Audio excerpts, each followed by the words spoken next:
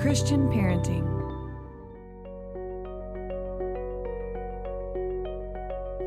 Hey Mama, I'm Pamela Hinkleman, and you're listening to the Midlife Mama Podcast, the show for Christian moms who want to let go with grace and actually enjoy their empty nest. I'm a certified empty nest coach, speaker, and mom of 5 grown kids. I know the challenges this season brings, from letting go to setting healthy boundaries to rediscovering your purpose and reconnecting with your husband. Each week, I'll be your guide, offering heartfelt conversations, faith-filled encouragement, and practical strategies to help you thrive in this next chapter. My husband and I are loving the empty nest years, and I have strong, growing relationships with my adult kids, and I want the same for you. Don't miss the end of each episode. I'll share a quick coaching tip you can apply right away to improve your relationship with your kids or your spouse. One favor before we dive in. If you find this episode helpful, would you leave a rating and review? It helps other moms discover the show. There's a link in the show notes with instructions. Make sure you're following the podcast so you don't miss a single episode. Now, let's get started. Welcome back to the Midlife Mama Podcast, the place for faith, friendship, and real talk for empty nest moms. As the holidays approach, many of us feel that familiar tension, wanting to make things meaningful for our families while also longing for rest in spiritual renewal ourselves. The truth is, the rhythms of the holidays look different in this season of life. The house may be quieter, the calendar less predictable, and sometimes our hearts ache for what once was. But what if this year could look different? What if instead of striving to meet everyone's expectations, we allowed ourselves to slow down, untangle the pressure, and meet with God in a fresh way? Today, I'm joined by Megan Nilsen, a Kingdom Life coach, host of Kingdom Life Coaching podcast, and creator of the Untangled Advent, Finding Hope in a Weary World study. Megan has such a beautiful heart for helping women experience the deep peace and purpose that come when we focus on Jesus, not the chaos around us. Together, we're going to talk about creating sacred rhythms for the holidays, letting go of expectations, and preparing our hearts for a rich, faith-filled season. So pour yourself a cozy cup of coffee, settle in, and let's get ready to experience Advent in a whole new way. Welcome, Megan. Thank you. I'm a rookie mom. I'm a rookie empty nest mom, just so you know. Just getting started. Just getting started. You're brand new to the empty nest and a seminary student. So Yes, tell ma'am. me, how are you doing adjusting? I'm doing great. Really. I think great. My friends ask me all the time, like, how's empty nest? I'm like, it's amazing. And I always give the caveat that it kind of depends on your family makeup, kind of who's the last to launch. Like, we have 4 kids. So number 4 just went to college about a month ago. And I'll just be frank, our younger 2 were there's a little more energy, a little more difficult to raise. This is a safe space, right, Pamela? It's so For sweet. listening to Midlife Podcast. They will not. No, They will I not. don't think so. So I feel like after 25 years of parenting, I'm like, whoo, I'm coming up for a breath. Yes. And I'm also like, oh, what is this season? I joke that a lot of women, maybe join the pickleball team or the tennis team. I'm like, I'm going to seminary. But so far, so good. So far, so good. But it is an adjustment. And there's a strong possibility I'm not feeling everything I should be feeling right now. So I think if you dig a little deeper, we be like, oh, okay, girl, you're in denial, but that's fine. There's always stuff to deal with. Yeah. But how lovely that you have this season to focus on this calling that God has for you with seminary. That's so Yeah. exciting. Thank you. I love it. Yeah. Okay. Well, many moms enter the holiday season with mixed emotions, excitement, nostalgia, and sometimes even sadness. And as empty nesters, our rhythms look so different from the busy years of raising kids. What have you noticed about how this shift impacts women spiritually during Advent? I'm laughing because for me personally, I can get really stressed. So, Mm. and I'm not like, as you were reading the bio about, new rhythms and Advent, I was just sort of chuckling to myself because I personally am not like the holiday girl. Like, Okay. yes, I put the decorations up in the house, and yes, we have a family meal and all the things, but I could list you dozens of moms that are just like slaying at this thing. And I feel like the holidays come around. I'm like, wait, what are we doing this year? Do we have any traditions? People are like, what are your traditions? I'm like, oh gosh, I don't know. Do we have any? I just want everybody to have a meal together, Yeah. And so I think the stress comes in a couple of ways from the outside pressure of just expectations. And we as women are notorious as moms for feeling it all. And we have these like antenna up looking around, like, what are you expecting? How are you feeling? Like we have this sort of radar up. And then spiritually, what happens is we can tend to get frustrated, burned out, resentful because we're trying to quote make it happen for everybody, and yet something's going to go wrong. Somebody's going to get frustrated. You're going to get frustrated, and if you're not filling your cup first, I mean, this is just like motherhood 101. You will be crispy mama for the rest of the holidays. And so how can you fill your cup? And I think you and I would say the first thing is to spend time with the Lord. Whatever that looks like for you. I mean, we could list a number of ways. Go for a walk, get up early, do all the things, but like you figure out how you can get centered and filled. Because if you are not, it will go sideways. You'll feel it, and so will everybody else. So there are really dire consequences, actually. Yes, I would agree. Because whether we like it or not, mama sets the tone. She Yeah. always has, she always will. Yeah. And so if we are depleted, I think it's sad. And I know that I've experienced this. I'm so exhausted. I'm so tired. I'm so exhausted. I'm so tired. Well, what Mhm. do we got to start doing something different.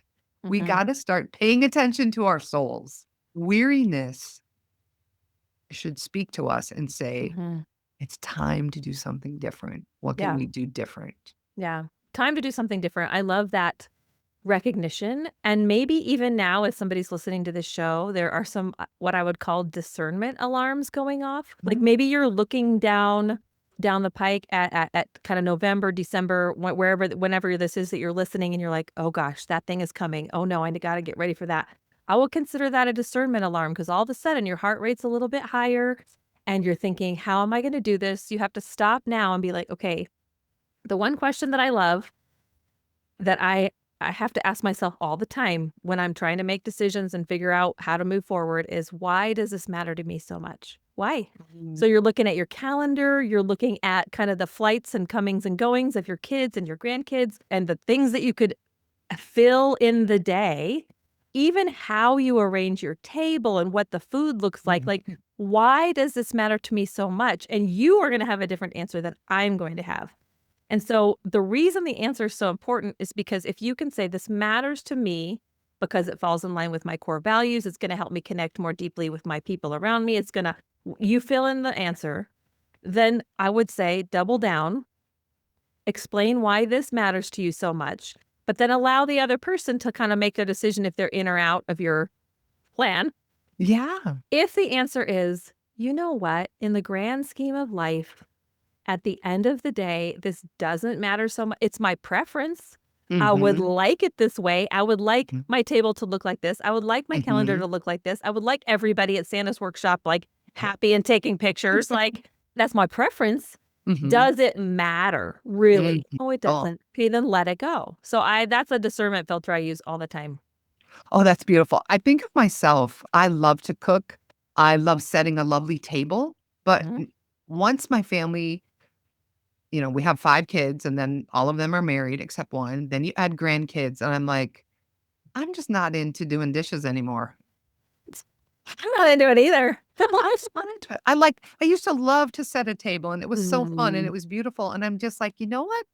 I feel like that's one thing I can let go of." And Mhm. what matters to me now is the people around my table, not what's on my table. Yes, I Mhm. love special foods, and that's beautiful. My daughter even said, "I can't wait to come home for Thanksgiving because I haven't had your stuffing in years." And I said, Mhm. "I know it's so good with the sausage and the apple." And Mhm. so, but I've discovered that it doesn't matter. It Yeah. doesn't matter. Doesn't The matter to food. you and it doesn't matter to your family. I Right. literally have Mhm. friends, hand to heaven, Pamela, that travel with their china. They pack it in their suitcase and they bring it with them. They breathe it. Oh, Yeah. exactly. Why? Because it matters to It them matters to that them. they are setting a specific kind of table. I'm like, I am not doing that. I mean, I guess you could sue Southwest Airlines if they break all your china. So what matters to you is important. And this is my very first Thanksgiving when I have one kid who's not coming home. Okay. How are you feeling about that? College kid, by the way. I was like, excuse me. How dare he? Thought you were supposed to. You knew it was a boy. You knew it. You knew it. Uh-huh. And I'm doing some inner work there too, because just what does it say about this? And it's a choice that he's making for various reasons, whatever. But yeah, and I think, why does this matter to me? Because I love him. I want the family to be together. And if he has a season where he's working some things out and he's choosing not to come home, I'm going to release him to do that. But Yeah. I think the dance, the tricky dance is, how do I stay engaged and let him know that we miss him and all the things without piling on the guilt or pushing him away. It's tricky. It's so tricky. That's so good. Whenever we lead with love, we cannot go wrong. Cannot go wrong. We take those tangled emotions and we bring them to the Lord and we're like, okay, this is very upsetting to me. I am Yeah. extremely upset. But we don't pour that emotional overwhelm on our child. Like, they're not responsible for our happiness. Right. Huge lesson for us moms to learn. Like, what? My kids aren't supposed to make me happy? No, actually, that's not true. Hey mama, if your house feels too quiet and your heart feels too heavy after launching your child, I've created a guide just for you. It's called Journaling Through Transitional Grief, a gentle, faith-filled resource to help you process the deep emotions of letting go. Inside, you'll find 6 reflection questions that will help you name your feelings, invite God into the grief, and experience His comfort in the middle of change. Remember, transitional grief is only a season, and God is leading you toward peace, purpose, and joy. You can grab your free copy at the link in the show notes. Now, let's get back to our conversation. So let's talk about how to untangle expectations in this Advent season. What do you recommend? Well, first of all, I love the word untangled. Thank you. It's a good word. Thank you It's for a sharing good out word. Megan Nilsen branding. I have a book called Untangled Faith, and then you talked about Untangled Advent. And to me, the reason why this message resonates with me so much is that I am a classic kind of people pleaser, firstborn, Enneagram 9, like keep the peace. If I kind of know what the expectations are, I'm good. And I get tangled up in my own thoughts and perceptions about what I should be doing, what somebody's expecting of me. And I think it's so important to untangle that, because having lived this tangled up life for so long, it's very draining and very exhausting, not only for me, but for the other people. And they feel like, I don't know what you want, mom. Like, do you want this? Do you not want this? I don't. So when we untangle something, to me, that means being super honest about what you're feeling. So of course, we don't want our feelings to rule our life, but the only way to release them is to be honest about them and say, okay, I'm feeling frustrated. I'm feeling disappointed. I'm feeling fill in the blank. Why? And you're going to have to dig a little bit, because sometimes the real answer is not on the surface. You might think it's that, that snide comment or something, but it usually signifies a deeper pattern of relating with people. And so you want to get honest with yourself, and then you want to get honest with God. So if you have a journal, or you talk to Him while you're going for a walk, just say, I'm frustrated, I'm disappointed, I'm sad. Okay, why does this matter to me so much? And I always want to say, God, what do you want to say about this? So my whole book, Untangled Faith, is about how to hear God's voice and journaling, like writing with Him, because He always tells us that there's a kingdom perspective. The kingdom of God is vast and mysterious, and His ways are always higher than our ways. So I'm coming to the table saying, okay, God, this is what I see in the natural sense. This is what I'm feeling, very real. And I know you have a deeper perspective, a growth-oriented, abundance, like fruit-bearing perspective. What is it? Then you have to sit and listen and kind of have that still moment, so He can speak to your heart. I would say your conscious mind. I've never heard the audible voice of God. I love it. I'm like, okay, if you want to do that, God. Usually though, when He does that, it's like big time stuff. So I don't know. Maybe I don't.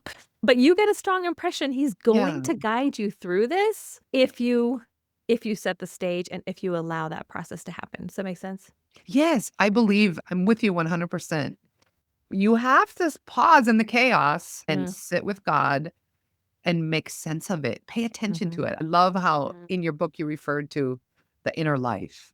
mm, This is where all the stuff is going on. mhm. We think it's all out here with the activity with our family, but no, it's on the inside. Mm. And that's where the Lord wants to minister to us Yeah. greatly. Yeah, you do work on the inside. Guess what? You gotta do work on the outside. So just because I come to some revelation about how I'm feeling, sometimes I can let it go and move forward. But Mhm, sometimes it requires a conversation with a loved one, with a spouse, with a mhm. mother, with a kid. It's like, okay, I just realized I'm feeling this and I Okay, actually well, even understand why. mhm, Can we talk about this? And that's sometimes where we get stuck and stunted is because it's mhm. like, that's going to be awkward. That's going to be hard. I don't know when is a good time. Well, Yeah, you just start praying for a good time. And when the yeah. Lord tees up that ball for you, you take a swing because sometimes we're like, is this now the time? I think Yeah, it might be. Go for it, yeah. you know? That's beautiful. Well, in this season, this new season, without the hustle of kids at home, we have an Mm. opportunity to approach Advent differently. What spiritual rhythms or practices would you encourage empty nest moms to lean into to experience a deeper connection with God this Christmas? Mm. Well, I would say find something that ministers to your heart. Personally would say find a devotional of some kind. There's something interesting and a bit magical about that turn of the season, when you're kind of hitting the Thanksgiving and Christmas. Our church calendar is oriented to this, our natural calendar is oriented to this shift.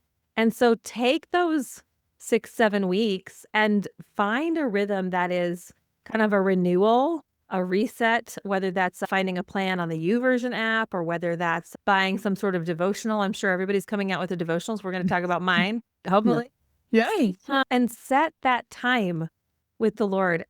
I would say 90% of the time it's in the morning. I'm so sorry to tell you. I'm not a morning person. I'm like, Yeah. oh, I don't know. I just see Jesus getting up a lot in the morning, going Mhm, off by himself into a dark mhm, place. And I just know for me, if I don't get up and do it, it will not happen, period. Day will mhm, get away. I'll think, oh, I'm going to do it at noon or in the evening. mhm. No, it does not. So find something that will fill your spiritual soul and your cup because you never know what's waiting on the other side. And in my specific study, it's called Untangled Advent, and I focus in Luke 1 on that encounter with Mary and the angel. I'm just so captivated by the fact that she was kind of going about her day, doing her thing. An angel comes to her. She experiences the Lord saying, I will give you a son who's my son. So we're in partnership together. She births Jesus. And then because of that birth, we all get to experience God. So if you don't set aside the time to experience him, it's not like everything's gonna go terribly. I Right. mean, you know what I mean? It's just that I think you will miss out on what God could be giving you, what he wants to show you, and you will experience a very natural human Advent. Or if you shift just that little spot and look for that whisper, there's no telling what kind of gifts you're gonna get from him on the other side. That's the exciting part to me. Love that. Well, I would love for you to tell our listeners a little bit about your Advent study. Tell me why you made it and kind of how you formatted it. I think it's really Okay. beautiful. Yeah, thank you. It's called Untangled Advent, Finding Hope in a Worry World. I don't know if you show the video, but here's the cover of it. It's so pretty. Thank you. I created it because I just enjoy deep study with the Lord, and when he starts to highlight maybe a pattern or some kind of teaching, then I usually create content around it, which is what I did in this space. And it's 5, I'll call them sessions or acts. And I know that Advent is 4 weeks, so nobody needs to email me that Advent, like, it's not 5 weeks. Originally, I created a 4-week study, Yeah. a 4-part study, and then the next year, God was like, "You have to put this part in." So it's 5 sessions, and you can do it over a couple of days, 3, 4, 5 days. There's no, like, necessarily, like, script for this, Sure. but it is multimedia. So at the beginning of each session, there's a QR code for my podcast, and I do a teaching on that specific theme. And then you get to do some journaling around that. And then I'll take you through some scripture, ask very pointed questions on certain spots of scripture according to that theme. Then you get to finish with some personal journaling, some activation, some application. So that's kind of how most of my content goes. Deep I picture application. That's where we're headed. I love that. I mean, because if we're not applying what we're reading in the Word, we're like missing the whole point. Like I think so. that's where the rubber hits the road, and that's Yeah. why it's living and active, and it Mhm. will change us. So, what do you hope women will gain by sitting with this study?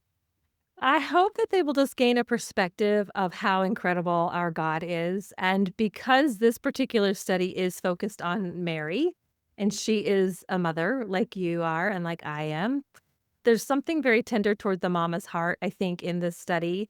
And I hope that she will see how personal God is, how intimate he is, and then ultimately how beautiful his plans can be when we just submit to him and allow him to direct our steps, no matter how scary they are. Oh, beautiful. Let's talk about the weary mom. I think Mhm. I think back to those days when all the Mhm. kids were at home, Oh, yeah. preparation for Christmas, Mhm. activities that we had surrounding Mhm. Christmas at school, at church. It was Like sweating as you're describing it. it's like, well, gosh, no wonder I was tired all the time. Uh, Now I think, this is not bad. This empty milk. bad. So, but yet moms are still moms in the empty nest can Yes. still carry this weariness because now, as our kids are older, the problems are Mhm. bigger, Mhm. the burdens are heavier Mhm. sometimes because we're Mhm. not, even though we're not physically parenting like we used to, emotionally, we still carry a lot. So, how can you help her? Oh, man, I see you. We see you, right? Yeah. And, as kids get married and they start alternating holidays, like we're with his Mhm. parents or with, like that is there's a sadness there too and a weariness there. And so I feel like in the emptiness season, the weariness is less the to-do list, although if you have a million grandchildren, it might like ramp back up again. Yeah. And it is more emotional, and I think you have to do business like we were talking about earlier in the inner life and find the things that bring you joy, honestly, because if you're focusing on the things that are stressful and I'm speaking specifically to the empty nest mom who really doesn't have all those presents to wrap, like, just like you, I'm like, "Oh gosh, I remember the days when if I didn't get like weeks out trying to start wrapping, Yes. I would be so stressed the 48 hours before Christmas, and anyway, so it was bad news, but find the things that bring you joy because we can fixate on the sadness of the seasons and how we don't have Mhm. all these little ones like sitting around the Mhm. tree. Our Mhm. family, we're getting on a plane on Christmas Day this year. Wow. That's crazy. I know, because I'm like, we don't need to pretend like there's Santa. Oh, if I live again, Santa, I left a note that he doesn't have to come to our house this year. And so, yeah, just find things that bring you joy. Get honest about what you're wrestling with. What is making you weary? You use that word. I use that word Right. in the book. Like, it doesn't have to be a crazy to-do list. Yeah, that is Mhm. wearisome physically, Mhm. but it can be the weight of the world and the news. I mean, Mhm. goodness gracious, hopping on social media or turning on the news, that could make you weary. Mhm. So recognize the weariness, ask the Lord to comfort you in that and release it to him, and then say, I'll just Marie, what's the good lady's name? Maria Kondo or whatever her name. Like, that's what sparks joy. Like, Yes. if you don't go look for it, I mean, the whole thing could come and go, and you'd be like, "Well, that sucked." Yeah. Like, oh gosh, I don't know if it's going on a date with your husband. I don't know if Yes. it's like doing a thing with your girlfriends. Like, whatever Mhm. it is, create it. Do it. We get You're a to. creative being. Yes. Right. For me, like, I love the light of my Christmas tree, Mm. and my husband and I were eating lunch the other day, and I said, "Oh, about 3 weeks Is till it that Chris time? about 3 more weeks and that Christmas tree is going up," and he goes, "Oh, you're so funny," and I said, "Yeah," I said, "It brings me so much joy to just sit in my living Mhm. room with a cup of Mhm. coffee Yeah. and just be." We Mhm. can learn how to just sit and be and be present, like, Mhm. I want moms to approach this holiday season like we have an opportunity every year to see it in a different way, to see it in a Mhm. different light. And it's because of our connection with the Lord. And it's because if we are intentional and do something like your study. That's what brings the peace. That's what will help you through the swings, the emotional swings, the changes that we're all going through as our children become adults. To assume that our holidays should stay the same as when they were little is just, you're going to hurt yourself by Yeah. Yeah, believing that. it's a fool's errand, unfortunately, Yes. and maybe you wanna have some nostalgia, maybe you've got some picture books that are fun Mhm. to bring out and remember, because we don't Mhm. wanna lose those memories, but we Right. also don't want to act like things haven't changed and we're just so rigid in that. That's tough. Well, I want to thank you, Megan, for joining me today. I'm excited to dig into your Advent study this year. First of Thanks. all, I want you to tell my listeners where they can find you online. Well, you can find me on Instagram and Facebook. Those are 2 places I hang midlife mamas hang out, right? Just be Yep. honest. Yep. Megan Nilsen, Nilsen. And obviously my website, so throw a B in the middle, Megan B. Nilsen. And I've got all sorts of free resources and you can read more about the books and the coaching I do. So yeah. Awesome. Well, thank you for joining us today. Mm. Mama, I hope this conversation with Megan reminded you that the holidays don't have to be hurried or heavy. You're allowed to pause, to rest, and to let Jesus untangle your weary heart. This season isn't about perfectly decorated homes or packed calendars. It's about presence, His presence, your presence, and the quiet, sacred moments that draw your soul closer to Him. Here's your coaching tip of the week. In each episode, I will give you one actionable step to improve your life. Remember, you can't change everything, but you can take one step to be better. Today, I want you to start this season right and start paying attention to your inner life. Make room to explore what causes your weariness this holiday season, and then invite Jesus to minister to it. That's the heart of it. So, as you step into this Advent season, give yourself permission to slow down, breathe deep, and savor the beauty of becoming more like Christ in the waiting. If today's episode encouraged you, share it with another mom who might need the gentle reminder that she doesn't have to do it all this year. And be sure to check out Megan's Untangled Advent study. I'll have a link for it in the show notes. And until next time, grace and peace. You've got this, and God's got you. Thanks for spending time with me on the Midlife Mama podcast. I hope you leave each episode feeling a little more encouraged, equipped, and seen, because that's what this space is all about. Through the stories, insights, and conversations we share here, I'm coaching you through the ups and downs of the empty nest, helping you rediscover purpose, deepen faith, and enjoy this new season of life. If you're ready for an even more personalized support, I'd love to invite you to book a free connection call. The link is in the show notes, and we'll talk about how I can walk alongside you as your coach. And let's stay connected. Follow me on Instagram at @PHinkelman. That's PHENKELMAN. Or come find me on Facebook at Pamela Hinkelman, Empty Nest Coach. You don't have to figure this all out on your own, Mama. I'm here for you when you're ready.